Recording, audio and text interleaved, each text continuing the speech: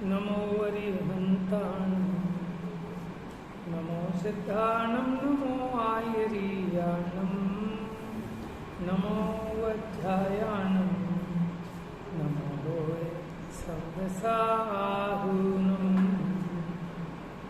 वन्दितु सर्वसिद्धे भुवमचलमणो वमङ्गलिं पत्ते मोक्षापि समयपाहुः केवलीभणिदं नमः समयसाराय स्वानुभूत्या चकासते चित्स्वभावाय भावाय सर्वभावान्तरक्षिते निज स्वरूप को परमरस जामे भरो अपार वंदो परमानंदमय समय सार अधिकार। ये आश्रव अधिकार प्रारंभ हुआ था जहां हमने कल आश्रव का स्वरूप देखा। आश्रव कहते हैं आने को अथवा द्वार को। तो ये जो कर्म आते हैं वो किस द्वार से आते हैं? तो वो कहते हैं कि कर्मों के आने, इसको तो आश्रव कहा, लेकिन उस आश्रव का कारण क्या है कि पूर्वबद्ध कर्म का उदय। पूर्वबद्ध कर्म का उदय, उसके यहाँ चार भेद गिनाए: मिथ्यात्व, अविरति, कषाय और योग। तो जो नवीन कर्म का आश्रव होता है उसमें पूर्वबद्ध कर्म का उदय निमित्त होता है, लेकिन पूर्वबद्ध कर्म के उदय में ये जो निमित्तत्वपना आया कि वो नवीन कर्म के आश्रव में निमित्त हो, तो उसके निमित्तत्व का भी निमित्तत्व माने उस निमित्त का भी निमित्त कारण जीव का मोह राग द्वेष रूप परिणाम। बात समझ में आई? फिर से देखो, कल भी यही चर्चा चली थी।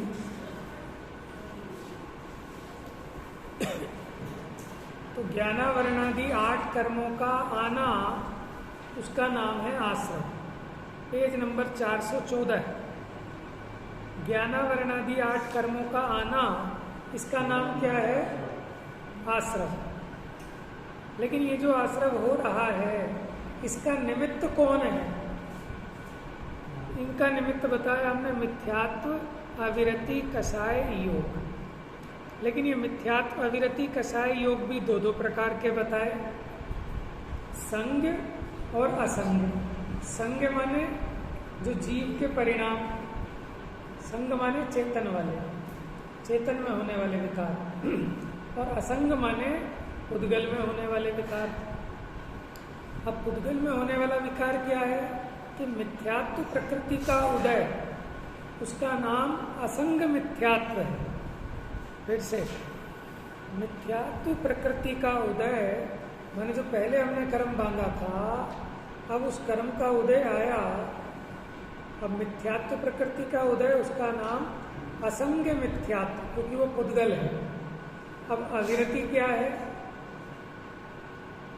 कि 3 कषाय चौकड़ी का उदय, अप्रत्याख्यानावरण, प्रत्याख्यानावरण, संजुलन, इनका जो उदय है इसका नाम है अविरति। क्योंकि जब तक अप्रत्याख्यानावरण का उदय रहता है तब तक अविरति रहती, व्रत नहीं हो पाती। चौथे गुण स्थान वाले के अनंतानुबंधी चली गई, फिर भी अविरति है। क्यों? क्योंकि अभी अप्रत्याख्यानावरण कषाय का उदय है। तो अप्रत्याख्यानावरण कषाय के उदय का नाम असंग अविरति, क्योंकि पुद्गल है ना वो प्रकृति। तो अब तीसरा क्या बताया? कषाय। तो जो कषाय प्रकृति है उसका उदय जड़ है, इसलिए वो असंग कषाय। और योग माने आत्मा के प्रदेशों में जो कंपन होता है उसमें जो निमित्त कर्म का उदय है, नाम कर्म की प्रकृतियां अधिक हैं, तो वो सब क्या कहलाएगा? असंग योग।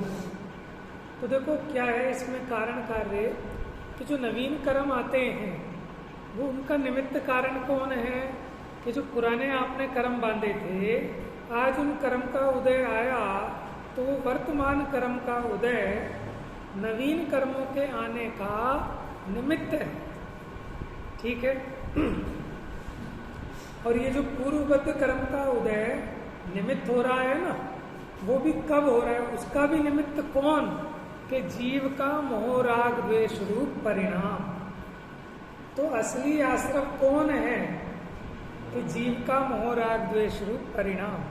अगर जीव में मोह राग द्वेष ना हो तो पूर्वबद्ध कर्म का उदय भी ना, क्योंकि जब मोह राग द्वेष नहीं होंगे ना, जो समता भाव में है, तो उसके जो पुराने बांधे हुए कर्म हैं वो उदय में आए बिना निर्जरित हो जाएंगे, उनकी निर्जरा हो जाएगी। फिर से देखो, चर्चा थोड़ी गहरी है, कठिन है। मैंने मैं कितनी बार पढ़ चुका हूँ, सभा में भी, अपने यहाँ भी, उसके बावजूद भी जब जब ये गाथाएं आती हैं तो उपयोग को बड़ा बारीक करना पड़ता है। 3 चीजें आ गई ना इसमें कि फिर से देखो, ज्ञानावरणादि कर्मों का आना, इसका नाम आश्रव। तो उसके आश्रवण का निमित्त कौन कि असंग मिथ्यात्व अविरति कसाय योग। और उनके निमित्तत्व का भी निमित्त कौन कि जीव का मोह राग द्वेष रूप परिणाम। ठीक है। अब इसमें एक चर्चा तो ये निकलती है कि कर्म का उदय कैसे ही आवे, लेकिन जीव वहां राग द्वेष ना करे तो वो कर्म का उदय भी नवीन कर्मों के आश्रम में हेतु नहीं बनता। ठीक है। लेकिन मैं इस बात से थोड़ा असहमत हूं। क्यों कि देखो, मिथ्यात्व कर्म का उदय हो और जीव मिथ्यात्व रूप परिणाम ना करे तो फिर तो वो मिथ्यात्व कर्म का उदय भी नहीं कहलाएगा, वो उदय भी नहीं होगा। लेकिन उसके लिए दूसरी व्यवस्था है ना हमारे पास। क्या है कि देखो, कर्म का उदय कहते ही उसको है, कर्म का उदय वो कहा तब जाएगा जब उसके निमित्त में जीव वैसा परिणमन करे। और अगर जीव वैसा परिणमन नहीं करे तो फिर वो उदय नहीं है, वो तो निर्जरा हो गई है उसकी। फिर से हाँ, जब ये जीव स्वरूप परिणमित होगा तब तो वो निमित्त होगा। जब जीव परिणमित नहीं हुआ, निर्जरा हो रही है, लेकिन कर्म का उदय तो हो ही ना। फिर भी देखो, 2 बात है। मैंने एक दिन और बताया था कि जो उदय होता है ना, उदय में भी वो अपना फल देकर झड़ जाता है, उसको तो कहते हैं उदय। और अपना फल दिए बिना, अपना फल दिए बिना वो जब निर्जरित हो जाता है उसका नाम है निर्जरा। वास्तव में जो कर्म उदय में आया, उदय में आकर भी निर्जरित हुआ है, लेकिन वो मोक्ष मार्ग में कोई कार्यकारी नहीं है। तो इसी को कहते हैं सविपाक निर्जरा और अविपाक निर्जरा। अब जो उपसर्ग हुआ, जो कमठ ने भी उपसर्ग किया, कर्म तो उदय में आया ही ना, और निर्जरा भी हुई, दोनों काम हुए। अब उसका भी खुलासा कर लेते हैं। आपको चर्चा समझ में आ रही है कि चर्चा क्यों उठा रहे हैं ये? कि हम इसलिए उठा रहे हैं कि अब आप ऐसा कह रहे हो कि जो नवीन कर्म आते हैं उनका निमित्त पुराने कर्म का उदय है। ठीक है। अब ये जीव के हमेशा पुराने कर्म का उदय तो चलता ही रहेगा, तो फिर नवीन कर्म आते रहेंगे, फिर उसका उदय आएगा, फिर नवीन, फिर ये चक्री नहीं टूटेगा। वो पांडवों में भी यही हुआ कि वो लोहे के वो जलाए तो कर्म तो उदय में आया ही ना, वो भी उसके अभी हम उनकी भी निर्जरा हुई। हाँ, अभी उसका मैं खुलासा करूंगा। तो अब फिर ये परंपरा कैसे टूटेगी? तो परंपरा ऐसे टूटेगी जो हम समझते हैं कि कर्म का उदय कैसे ही होता रहे, हम मोह राग द्वेष नहीं रहे। लेकिन ये उपदेश बोध है, सिद्धांत नहीं है ऐसा। सिद्धांत में ऐसा कैसे हो सकता है कि मिथ्यात्व प्रकृति का तो उदय है जीव को और ये सम्यक रूप परिणमित होए? ऐसा हो सकता है कि अगर ऐसा हुआ तो जितना कर्म सिद्धांत है, भगवान की वाणी है, वो सब झूठी हो जाएगी। नहीं आई बात समझ में? अगर आप ऐसी व्याख्या करोगे कि कर्म का उदय कैसे ही होवे, जीव तो स्वतंत्र है सर्वथा, तो इसका मतलब मिथ्यात्व प्रकृति का उदय होवे और जीव के सम्यक हो सकता है ऐसा? ऐसा तो नहीं हो सकता। नहीं हो सकता ना, तो फिर हम ऐसी व्याख्या करें क्यों जब हमारे पास है ना दूसरा तरीका? क्या है दूसरा तरीका? मतलब इसमें बात है विख्यात का उदय, तो हमेशा उसका विख्यात का उदय ही जब भी उदय आएगा तो वही रहेगा ना, सम्यक तो अब लेगा। हाँ, तो कहीं ना कहीं वो देखो जिस समय सम्यक तो लेगा, नहीं ऐसा है, ऐसे नहीं होता। जब इसका पुरुषार्थ प्रारंभ होता है तो वहाँ मिथ्यात्व का भी मंद उदय होता है, तब इसका पुरुषार्थ करने का भाव जगता है, तब इसका पुरुषार्थ उछलता है, समझ में? लेकिन सिद्धांत को बराबर समझना पड़ेगा। फिर वो और मंद होता है तो उसका पुरुषार्थ और बढ़ता है, और वो क्षीण हो जाता है तो यहाँ सम्यक होता है। हम ये कह रहे हैं कि निमित्त नैमित्तिक व्यवस्था उसको मानने में कोई आपत्ति नहीं है, और उससे ऐसा नहीं है कि हमारा मोक्ष मार्ग रुक जाएगा। हम उस चीज को सही समझ लें। सही कैसे समझें? अब उस बात को आगे बढ़ा रहा हूं। तो फिर संसार का फेरा कटेगा कैसे? तो टोडरमल जी ने लिखा है कि अगर कर्म का उदय सदा एक सा रहे तब तो ऐसा ही है कि फिर संसार का चक्र टूटेगा ही नहीं। वो कहते हैं कर्म का उदय सदा एक सा नहीं रहता। क्यों नहीं रहता? क्योंकि हमेशा जीव के परिणाम भी एक से नहीं रहते, ऐसे ही निमित्त नैमित्तिक संबंध है। लेकिन आप जबरदस्ती ये मत सिद्ध करवाओ कि परिणाम तो मैं कैसे ही करूं और उदय कैसे ही रहे। ऐसा नहीं कि परिणाम और कर्म का उदय उनका निमित्त नैमित्तिक संबंध है। फिर प्रश्न खड़ा किया भाई साहब ने बहुत सुंदर कि देखो पार्श्वनाथ भगवान पर उपसर्ग हुआ, ठीक है ना, कर्म का उदय तो उन पे भी आया, लेकिन उन्हें तो नवीन आश्रम नहीं हुआ, निर्जरा ही हुई। तो अब आप थोड़ा सा ध्यान दो, कर्म होते हैं 8, उन 8 कर्मों में नवीन कर्म के आने का हेतु 8 कर्म का उदय नहीं है। उनमें से सिर्फ एक कर्म है कि जो नवीन कर्मों के आश्रम में निमित्त होता है, और उसके भेद करके हम कह रहे हैं मोह राग द्वेष, यानी एकमात्र मोहनीय कर्म का उदय वो नवीन कर्मों के आश्रम में निमित्त होता है। अब मेरा प्रश्न है कि कमठ ने जो उपसर्ग किया और उनके जो कर्म का उदय आया, कि जिस कर्म के उदय में उपसर्ग हुआ, क्या वो मोहनीय कर्म का उदय था जिसमें उपसर्ग हुआ? फिर किस कर्म का उदय था? वो आघातीय कर्म में था, असाता वेदनीय मान लो, चलो ठीक है। तो उसका कार्य क्या है? असाता वेदनीय का कार्य क्या है? असाता वेदनीय का कार्य जीव को दुखी करना नहीं है। क्या? फिर से सुनना, असाता वेदनीय का उदय जीव को दुखी नहीं कर सकता। वो कब दुखी करता है? कि जब उसके साथ में मोहनीय का भी वैसा ही उदय हो, तभी दुखी होता है। अब उनके असाता का तो उदय भले हो, लेकिन उनके मोहनीय का उदय नहीं था ना तीव्र, तो फिर वो कैसे नाराज हो? पांडवों के लोहे के आभूषण पहना दिए, उनके कर्म का उदय था तो आभूषण पहना दिए, लेकिन भाई साहब कौन से कर्म का उदय था?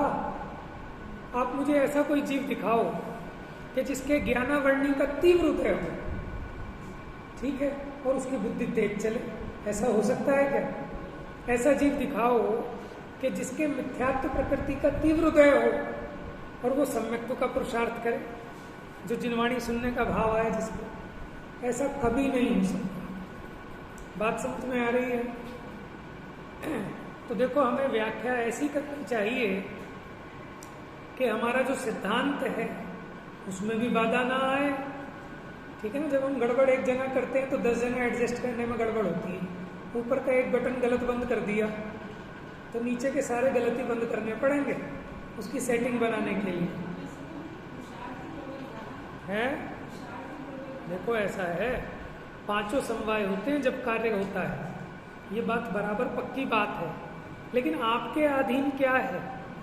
आपके अधीन तो पुरुषार्थ है, तो आपको तो पुरुषार्थ का ही उपदेश है। आप थोड़ी ना कर्मों को हटाएंगे, घटाएंगे, बढ़ाएंगे। वो तो आप जानकारी करने के लिए कि भगवान ने कहा हुआ जो तत्व है वो बिल्कुल सच है, ये तो इसकी प्रतीति के लिए मैं समझा रहा हूँ। मैं ये नहीं कह रहा कि पहले कर्म का उदय घटवाओ, वो आपने नहीं करना, वो अपने आप होगा। आपका पुरुषार्थ अपने उपयोग को तत्व निर्णय में लगाने का अभ्यास रखो। और देखो कितने सुंदर शब्दों का प्रयोग किया टोडरमल जी ने, कि जीव का तो इतना ही पुरुषार्थ है कि अपने उपयोग को तत्व निर्णय में लगाने का अभ्यास रखे। वो भी जानते हैं कि लगी जाएगा, ऐसा जरूरी नहीं है। वहाँ बाकी सब समवाय मिलेंगे तो लग जाएगा, नहीं तो नहीं लगेगा। लेकिन इसके अधीन क्या है? हम तो उपदेश उसी का देंगे ना, लेकिन उसके लिए हम जबरदस्ती गड़बड़ क्यों करें? वो तो हम अध्यात्म की मुख्यता में कह देते हैं कि जब बार बार कहते हैं कर्म का उदय है, कर्म का उदय है, कर्म का उदय है, कर्म का उदय। अरे तू छोड़, कर्म के उदय से कुछ नहीं होता, ठीक है? तू तो अपना पुरुषार्थ कर, क्योंकि वो उसको देख के अटक रहा था, इसलिए हमने उसको डांट मारी कि कर्म के उदय रहने दे, उदय है तो अपना काम कर। लेकिन इसका मतलब ये समझना कि जब ये अपना काम करेगा तब ऑटोमेटिक कर्मों में भी उसी के अनुकूल होगा, ठीक है ना?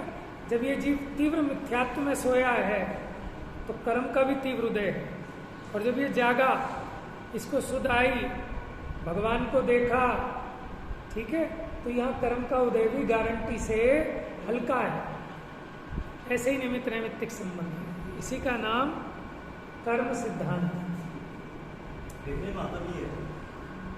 और आपको अगर ये प्रामाणिकता से देखना हो, अभी जो मैं बात कह रहा हूँ, पंडित जी ने 9वें अध्याय में पुरुषार्थ से ही मोक्ष प्राप्ति ये प्रकरण लिया है, उसको गहराई से पढ़ना। उपदेश तो पुरुषार्थ का दे रहे हैं, लेकिन एक लाइन आई कि ये पुरुषार्थ भी तभी करता है जब इसके कर्म के उदय आदि हल्के पड़े, होनहार वैसी हुई, और कर्म के उदय आदि भी हल्के तभी पड़े जब ये पुरुषार्थ करता है, क्योंकि दोनों काम एक साथ होंगे। ऐसा नहीं होगा कैसा कि वो कर्म का उदय तो बहुत तीव्र हो और काम उसके अपोजिट कर रहा हो, ऐसा कभी नहीं होगा। तो हम क्या कह रहे थे कि एक होती है सविपाक निर्जरा, एक होती है अविपाक निर्जरा। सविपाक निर्जरा माने कर्म का उदय। क्या कहा? सविपाक निर्जरा माने कर्म का उदय, कि कर्म का काल आया, वो है ना, निज काल पाए विधि झरना, तासो निज काजे न सरना। अच्छा, मुझे कोई बताएगा? निज काल पाए विधि झरना, विधि माने क्या? हमने कहा ना, निज काल पाए विधि झरना। नियति, विधि माने कर्म, विधि माने कर्म। ये नया शब्दार्थ है आपके लिए। विधि माने कर्म, विधि के विधान को कोई नहीं टाल सकता। तो कौन सा विधि का विधान? जब किसी की मूर्धनी में जाते हैं तो ये कहते हैं ना, भैया विधि के विधान को कोई नहीं टाल सकता। तो मतलब क्या? विधि माने कर्म, और विधाता, वो कर्म को ही विधाता कहते हैं। समझ में आया? तो जो कर्म सिद्धांत है, उसका जो नियम है, उसे कोई नहीं टाल सकता। बात समझ में आई? नहीं तो फिर आयु कर्म का उदय समाप्त हो जाए, जीव जीता रहे कि कर्म के उदय से कुछ नहीं होता। मैंने वो तो इसलिए समझा रहे भैया, वो पुद्गल है, वो कोई जबरन तेरे में कुछ नहीं करा देता, लेकिन निमित्त नैमित्तिक संबंध तो प्रॉपर होगा कि जब तू सोएगा तो तेरे निद्रा कर्म का भी तीव्र उदय होगा, जब तू जागा होगा तो निद्रा कर्म का भी मंद उदय होगा। अब ये जगह ही नहीं कि साहब जब मंद उदय आएगा तब जाग जाऊंगा, जब मंद उदय आएगा तब जाग जाऊंगा। तो उसको एक लगाएगा कि तू जाग, अपने आप कर्म का उदय मंद होगा। तो वो तो समझाने की शैली है, लेकिन सिद्धांत अकाट्य है, कहीं ऐसा नहीं होगा। तो अब ये बात समझ में आ गई भाई साहब। पार्श्वनाथ भगवान पर भी उपसर्ग हुआ, उनके भी महान कर्म का उदय आया, लेकिन वो तो गुस्सा नहीं हुए कि भाई साहब गुस्सा होने के लिए कौन से कर्म का तीव्र उदय चाहिए? मोहिनी में भी कौन सा? क्रोध प्रकृति का तीव्र उदय चाहिए। समझ में आया?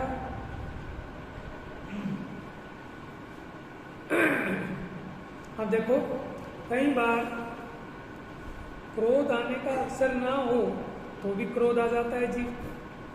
और कई बार क्रोध आना चाहिए जहाँ पर, वहाँ पर क्रोध आने की बजाय हंसी आने लगती है। समझ में आया? मैंने बच्चे ने कोई ऐसा कारनामा कर दिया हो कि आज उसकी सुताई होनी हो, समझ में आया, और मैडम के भी ऑर्डर हो कि आज आते ही इसको सेट कर देना, तो आप चाहोगी कि गुस्सा आ जाए, गुस्सा आ जाए, गुस्सा आ जाए। क्यों नहीं आ रहा? उल्टा हंसी और आने लगे। तो अब ऐसा ही, अब वहाँ जब हंसी आ रही है तो वहाँ अगर कर्म का उदय देखेंगे तो क्रोध कर्म का उदय होगा कि हास्य कर्म का उदय? समझ में है? और जब आपको क्रोध आ रहा होगा तो कौन से कर्म का उदय होगा? क्रोध प्रकृति का उदय होगा। ऐसे ही निमित्त नैमित्तिक संबंध है। तो हम कह रहे हैं दो प्रकार की निर्जरा, सविपाक और अविपाक। विधि का मतलब याद हो गया? विधि माने कर्म,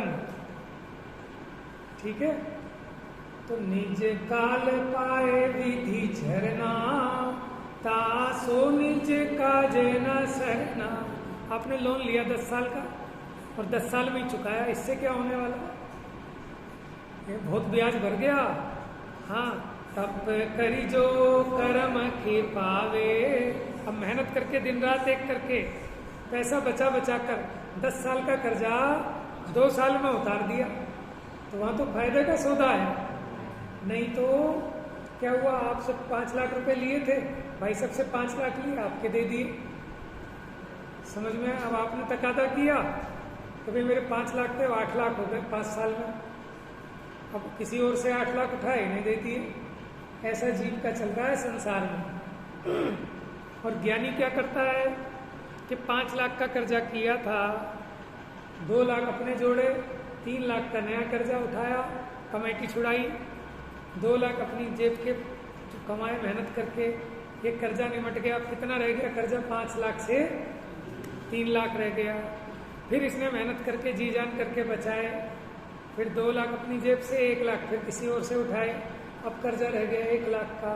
इस प्रकार धीरे धीरे धीरे धीरे ऐसे ही कर्म का उदय है कि कर्म का उदय तो आएगा अपने स्वसमय में, और उस समय आप उसके अनुकूल परिणमित होंगे, मोहराद्वेष रूप परिणमित होंगे, नवीन कर्म का आश्रव होगा, फिर से नया कर्जा बन गया।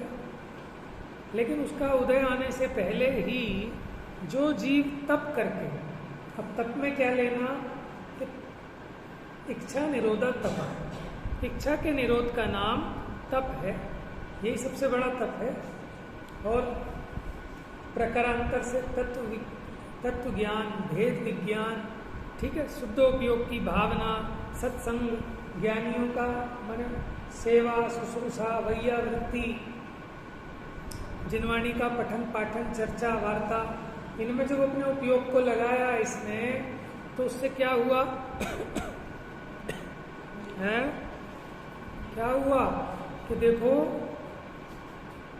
जब जीव के उपयोग की एकाग्रता बनती है ना, तो इतने कर्मों की निर्जरा हो जाती है। ऐसे तो बड़े बड़े ग्रंथों में लिखा है, हमने तो सुना था, सो आपको बता रहे हैं कि धवला जी में ऐसा आया कि स्वाध्याय के काल में जब वक्ता और श्रोता, इनके उपयोग की जब एकाग्रता बनती है, माने सूक्ष्मता, उपयोग इतना उस विषय में एकाग्र होता है, तो उस काल में असंख्यात गुनी कर्मों की निर्जरा होती है। किसके बल पर? तो उपयोग की एकाग्रता के बल पर। माने हम किसी विषय को समझ रहे हैं, तो धर्म ध्यान के 4 भेद हैं। उनमें 4 भेदों में आज्ञा विचय, अपाय विचय, विपाक विचय और संस्थान विचय धर्म ध्यान है। ध्यान किसे कहते हैं?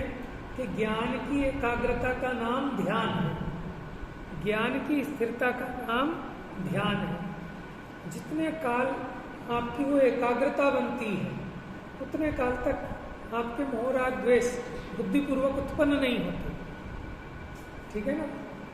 और उस उपयोग की एकाग्रता के कारण कितने ही कर्म असंख्यात गुने निर्जरित होते हैं। जब आपका स्वाध्याय में बड़ा उपयोग लग रहा हो, समझ में आया ना, आपको पता नहीं है उतने काल में कितने आपके कर्मों, अनंत कर्मों की निर्जरा हो रही है। लेकिन कब? कि जब आप पुरुषार्थ करो तब। आपने पुरुषार्थ किया ना, भेद विज्ञान में अपने उपयोग को लगाया, तो जो कर्म उदय में बाद में आने वाला था, वो समय से पहले आता है और हल्का फल देकर अथवा नहीं देकर चला जाता है, झड़ जाता है। लेकिन कब? कि जीव के पुरुषार्थ से। तो जीव का पुरुषार्थ कैसा होगा? अपनी चेतना में आपने अपने उपयोग में जो पुरुषार्थ किया वही आपका पुरुषार्थ है। आप 2 घंटे में शिखर जी के पहाड़ पे चढ़ गए, ये आपका पुरुषार्थ नहीं है, समझ में आया? लेकिन वहाँ जो आपने इच्छा की चढ़ने की, वो भले पुरुषार्थ का हो, लेकिन मोक्ष मार्ग में उसकी बात नहीं है। यहाँ तो जो चेतना के परिणाम में, ठीक है ना, मोक्ष मार्ग के अनुकूल जो आपने साधन मिलाया, जो आपने परिणमन किया, उसका नाम पुरुषार्थ है। देखो पुरुषार्थ किसे कहते हैं? आत्मा में अनंत गुण है, एक आत्मा में वीर्य नाम का गुण है। कौन सा? उसे बल भी कहते हैं, शक्ति भी कहते हैं। तो उस वीर्य नाम के गुण की पर्याय उसका नाम है पुरुषार्थ। क्या है? तो हर समय हर पदार्थ में उसकी जो भी पर्याय होती है वो पुरुषार्थ पूर्वक ही होती है, बिना पुरुषार्थ के नहीं होती। माने अगर कोई भी परिणमन हो रहा है ना, देखो एक वीर्यत्व शक्ति है, उसका नाम क्या है? स्वरूप रचना की सामर्थ्य। स्वरूप रचना की सामर्थ्य माने जीव की जितनी पर्याय हो रही हैं ये पुरुषार्थ पूर्वक हो रही हैं कि बिना पुरुषार्थ के हो रही हैं? देखो आपका बुद्धि पूर्वक वाला तो पुरुषार्थ नहीं है, लेकिन द्रव्य में वो शक्ति है, वो वीर्य है, उसका परिणमन हो रहा है, उसी से ये जीव निरंतर जीव रूप परिणमित होता है। तो वहां भी बिना पुरुषार्थ के नहीं हो रहा कोई भी परिणाम। तो एक बात आपकी क्लियर हुई कि जो सविपाक निर्जरा है वो मोक्ष मार्ग में किसी काम की नहीं। तो जो कर्म उदय में आया उसने अपना फल दिया और निर्जरा हो गए, उसका नाम है सविपाक निर्जरा। और एक तपस्या के बल से अपने पुरुषार्थ से कर्म के उदय काल से पहले ही कर्म को छिपा देना, निर्जरित कर देना, वो है अविपाक निर्जरा। अब देखो क्या होता है कि जब जीव अपने भीतर में पुरुषार्थ करता है तो जो पूर्वबद्ध कर्म के उदय हैं उस समय वो भी मंद होते हैं, और जब वो मंद होते हैं तो जो नवीन आश्रव है वो भी मंद होता है।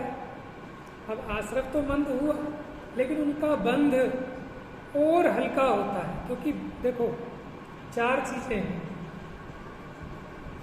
प्रकृति, प्रदेश, स्थिति और अनुभाग बंध। उनमें जो स्थिति और अनुभाग ये कसाय से होता है।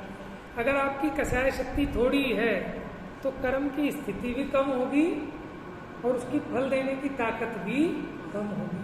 लेकिन इसमें भी पुण्य और पाप का अंतर है कि अगर आपकी कसाय मंद है तो पुण्य प्रकृतियों में अनुभाग तो और ज्यादा बढ़ जाएगा। अगर आपकी कसाय मंद है तो जो पुण्य का अनुभाग है वो तो बढ़ जाएगा और पाप का अनुभाग घट जाएगा। और अगर आपकी कसाय तीव्र है तो पुण्य का अनुभाग घट जाएगा और पाप का बढ़ जाएगा। समझ में आया? और देखो इसे मानने में सर्वज्ञत्व की श्रद्धा छिपी है, इसलिए मैं उस बात पे जोर दे रहा हूँ। नहीं तो फिर सर्वज्ञ भगवान ने जो कहा वो ऐसे ही कहा है क्या? पूरा बराबर है, गणित माने पूरा का पूरा उसकी कैलकुलेशन सही है, फिक्स, वो सब होगा। लेकिन अपने को तो अपने में पुरुषार्थ करना ना। आपको क्या पता कि आपका कर्म का उदय कब मंद होगा? हो सकता है कि आपका कर्म का उदय मंद आने का काल आया, तभी आपको श्री गुरु समझा रहे हैं कि भैया अब दाव मत चूको, काम कर लो, क्योंकि आपका मंद उदय है। तभी समझा रहे हैं। रोडरमल जी ने भी लिखा कि तीव्र उदय में तो उपदेश भी कार्यकारी नहीं है। उपदेश भी तभी दिया जाता है जब जीव का मंद उदय हो। जैसे कोई पानी में गिर गया और पानी का बहाव बहुत तेज, तो आप उसे उपदेश दोगे हाथ पैर मार, तो फायदा ही नहीं। जब पानी का बहाव धीमा हो और तब उसे कोई उपदेश दे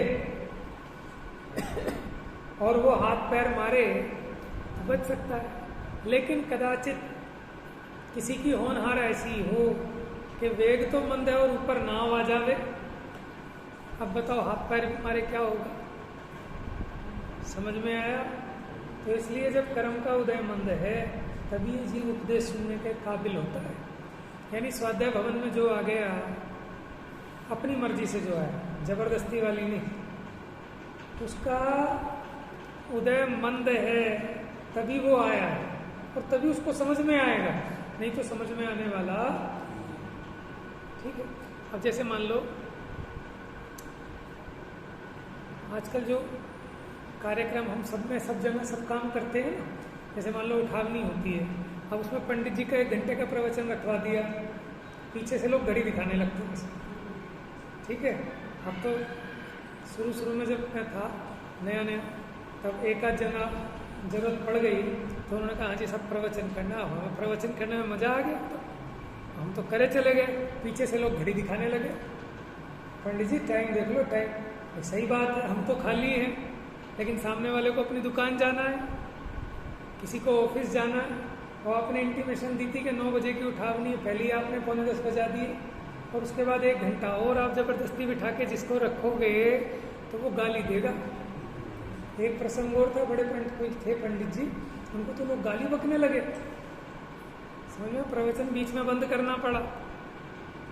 तो अब देखो कि वो आया तो है लेकिन वो प्रवचन सुनने नहीं आया, इसलिए उसकी कसाय मंद नहीं है, और कसाय मंद नहीं है तो शर्म लिया से 15 मिनट बैठ भी गया, 20 मिनट भी बैठ गया कि शायद अब बंद हो जाए, अब बंद हो जाए, लेकिन उसको समझ में क्या आएगा?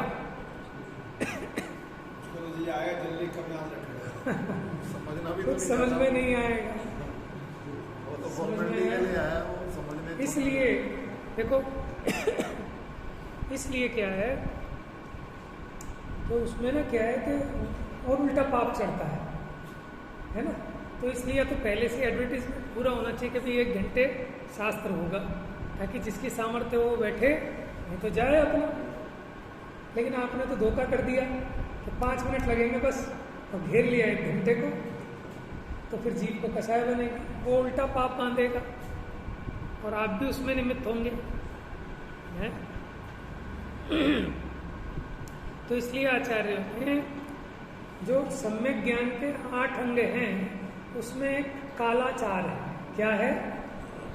कालाचार, कि किस काल में कब जिनवानी पढ़ना, कब नहीं पढ़ना, क्योंकि उल्टा ऐसा ना हो कि जिनवाणी की भी विराधना हो, और जिनवाणी की क्या, जीव अपने खुद की विराधना करता है। मानो आज इस जिनवाणी की मैं अभिनय करूं तो इसकी अभिनय की कि अपनी दुर्गति की, समझ में आया? समाज में कई लोग ऐसे जिन्होंने जिनवाणी निकाल के फेंक दी कबाड़े में, ठीक है, आग लगा दी कसाय में आके, ठीक है, तो क्या जिनवानी का कुछ बिगड़ा कि उनका बिगड़ा? समझ में आया? कोई किसी की विराधना नहीं करता, सब अपनी ही विराधना करते हैं, अपने परिणामों की हानि करते हैं। उस्मानपुर में वायुवान हाँ।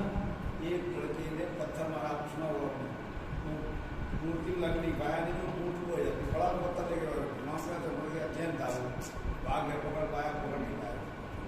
कई बार आया, वो 2-3 बार मार के गया। तो देखो जीव की कैसी तीव्र कसाय है, चैन हो गए मूर्ति पे मूर्ति को पत्थर। हाँ, और एक बार नहीं 2-3 बार।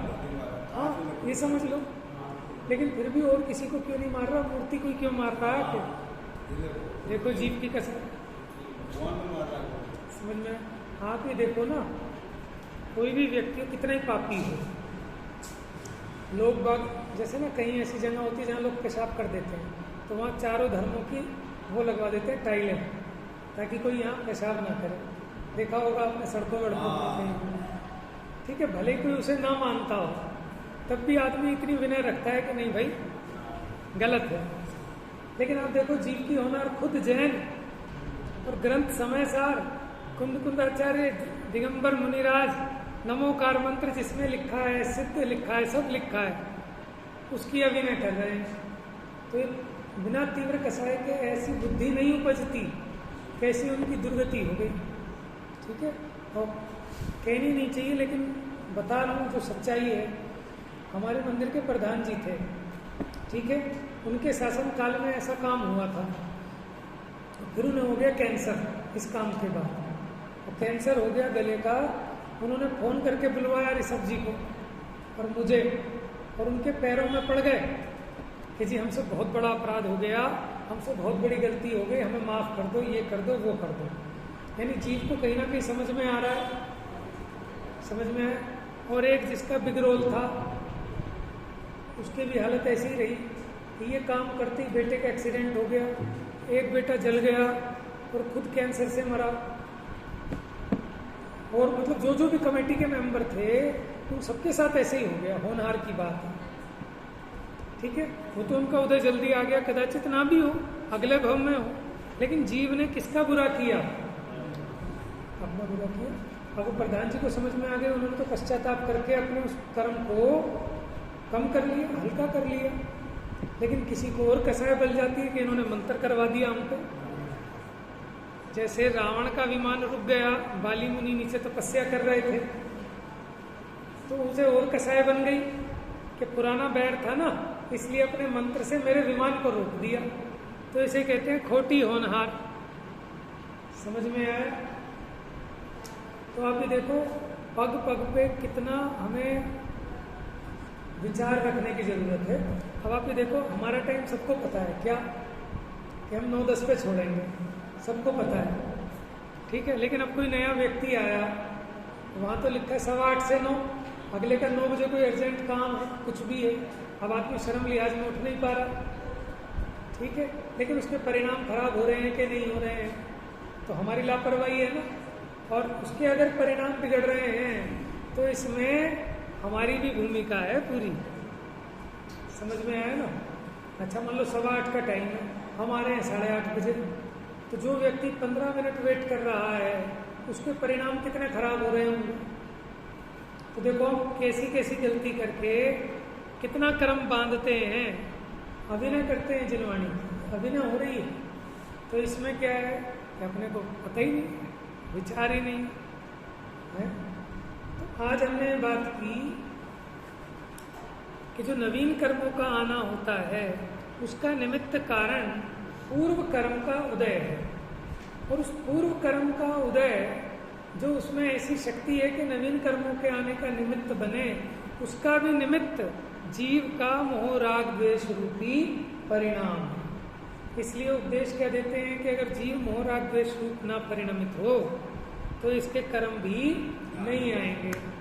लेकिन इसमें हमने आपको सावधान किया कि इसका मतलब ये मत समझना कि कर्म का उदय कैसे ही हो और जीव का परिणाम कैसे ही हो जाएगा, ऐसा नहीं।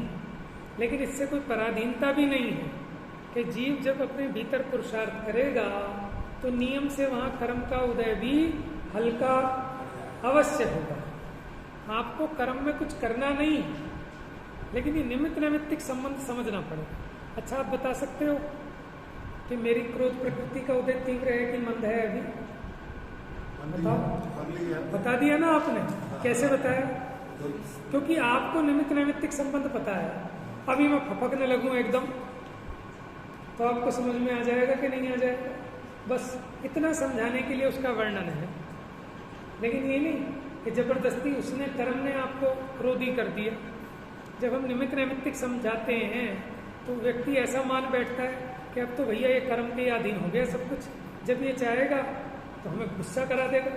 तो उसने गुस्सा नहीं कराया, गुस्सा आप नहीं किया, लेकिन जिस काल आपने गुस्सा किया उस काल वो वैसा क्रोध प्रकृति का उदय भी बराबर उतने ही डिग्री का था। समझ में आया ना?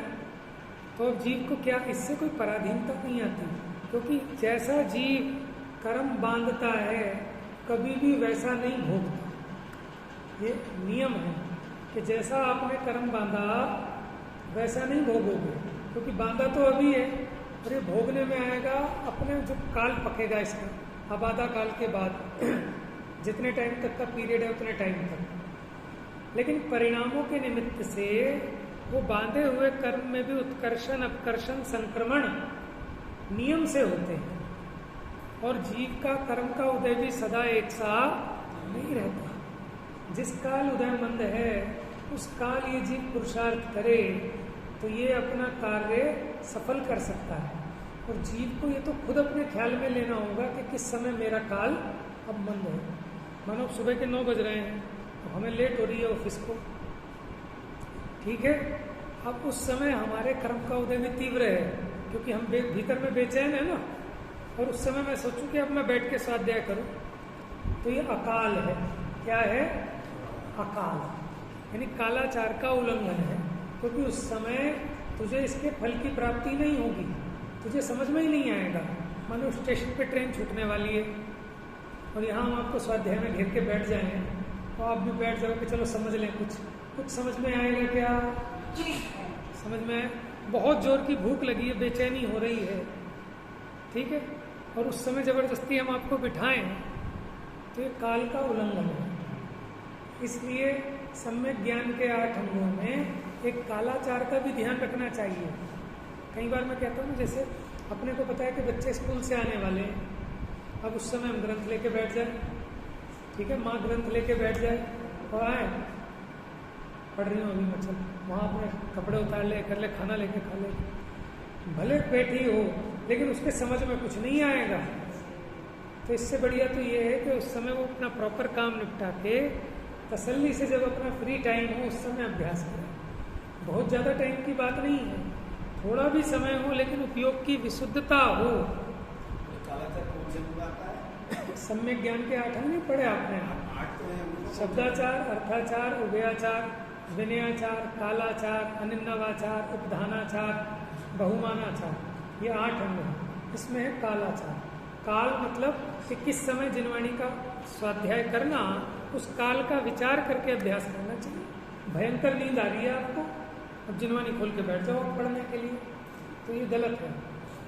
समझ में है? खाना खाने का टाइम हो रहा है, खाना परस रही है घरवाली, आप ग्रंथ खोल के बैठ जाओ। महाभारत होगी नहीं होगी, अब चलो हो ना हो, लेकिन आपको कुछ समझ में नहीं आएगा। तो इसलिए बुद्धिपूर्वक अपने विवेक से निर्णय लेना चाहिए कि कब मुझे क्या काम करना योग्य है। गलत टाइम पे गलत काम नहीं करना चाहिए। अब पूजा का काल है, उस समय स्वाध्याय पढ़ने बैठ जाओ, स्वाध्याय का काल है, उस समय पूजा करने बैठ जाओ, पाप बंद होगा। है देखो, समझना बात को कि मान लो ऊपर पूजा चल रही है, माइक साज के साथ बढ़िया फुल, अब उस समय उसका आनंद लो ना। जब भक्ति का काल चल रहा है तो उसका आनंद लो, ठीक है। और बताऊं आपको गहरी बात, गहरी क्या है तो मोटी, लेकिन हम गलती करते हैं ना ऐसी कि अब सामूहिक पूजा चल रही है, सब महावीर भगवान की पूजा कर रहे हैं और मैं अकेला आदिनाथ भगवान की पूजा खोल के पढ़ने लगूं, तो ये भी माने गलत है। क्यों? कि आप जबरदस्ती उल्टा प्रवाह भाओगे। जैसे नदी का प्रवाह तो इधर है, आप अकेले उधर दौड़ोगे तो ना तो आपके भाव लगेंगे। तीव्र कसाय में होता है ये काम, आपके भाव ही नहीं जुड़ेंगे। तो उससे बढ़िया तो ये है कि जिस दिशा में हवा बह रही हो उसी दिशा में चलो। समझ में आया? माने आपकी पूजा चाहे आधी निकल गई हो चाहे आधी रह गई हो, जो चल रहा हो उसी में इन्वॉल्व हो जाओ, तब तो उसका आनंद लाभ ले पाओगे, विशुद्धि भी बनेगी। नहीं तो फिर तो वो झगड़ा है। और कई बार ऐसा तीव्र कसाय से भी होता है कि तुम जो करोगे वो नहीं करूँगा, मैं अलग करूँगा। तो जैसी कसाय है जीव की वैसा फल है। तो आज अपनी क्या बात है, कल नहीं रिपीट करेंगे अब इसको। कल का बड़ा कठिन लग रहा था, आज उसको थोड़ा सा सरल किया है। क्या? वो शब्द ध्यान रखना कि ज्ञानावरणादि कर्मों के आश्रवण का निमित्त क्या है? मिथ्यात्व अविरति कसाय योग। कौन से? उद्गल वाले। यानी इसको हम ये भी कह सकते हैं पूर्वबद्ध कर्म का उदय। और ये जो आश्रवण में निमित्त हो रहे हैं, इनके निमित्तत्व का निमित्त जीव का मोह राग द्वेष रूपी परिणाम। बस अभी इतनी बात हुई, शेष चर्चा कल। कोई बात समझ में नहीं आए तो पूछ सकते हो अगले दिन। मिथ्यात्म नाश वे को ज्ञान